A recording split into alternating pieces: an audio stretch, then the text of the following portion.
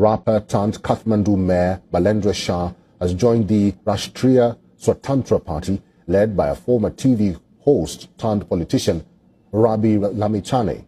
Nepal is heading to elections in March, and a rapper could become the country's next prime minister.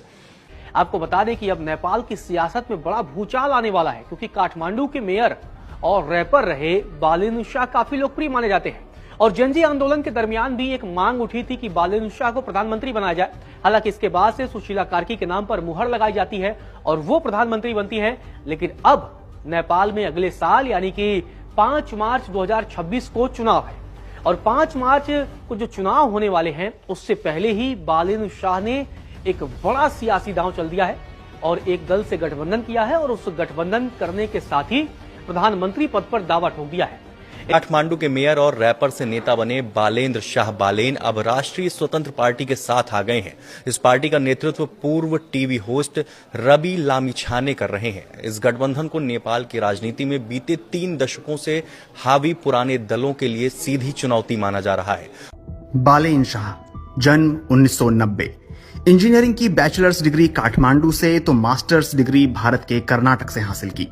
Wrapping के शौक को career बनाया। सुनने में तो किसी आम लड़के की जिंदगी लगती है, लेकिन इस आम कहानी में बड़ा ट्विस्ट आया साल 2022 में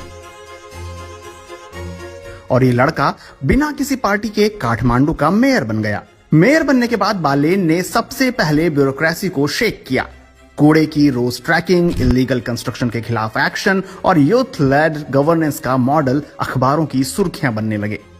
टाइम मैगजीन की 2023 नेक्स्ट 100 लिस्ट में भी उनको जगह मिली। भारत के अखबारों में भी उनका नाम चला जब 2023 में बालेन ने अपने दफ्तर में एक ग्रेटर नेपाल मैप लगाया, जिसमें उत्तराखंड, सिक्किम और बंगाल के कुछ हिस्सों को नेपाल का बताया गया। भारत में इसका काफी विरोध भी हुआ। फिर विरोध नेपाल में भी हुआ भारत की फिल्म आदि पुरुष पर। इस फिल्म में सीता को भारत की बेटी कहने पर बालेन ने हिंदी फिल्मों पर बैन लगाने की बात कही। उन्होंने कहा कि नेपाल की संप्रभुता के लिए मैं किसी कोर्ट का आदेश नहीं मानता। अब 2025 के जेन जी प्रोटेस्ट में भी बालेन ने यूथ को सपोर्ट किया और सोशल मीडिया पर लिखा, अब देश तुम्हारे हाथों में है। पर इस जेन जी प्रोटेस्ट में उनका नाम एक बार फिर चर्चा में है कि क्या अब नेपाल क्राइसिस के बीच उन्हें कोई बड़ी भूमिका मिल सकती है।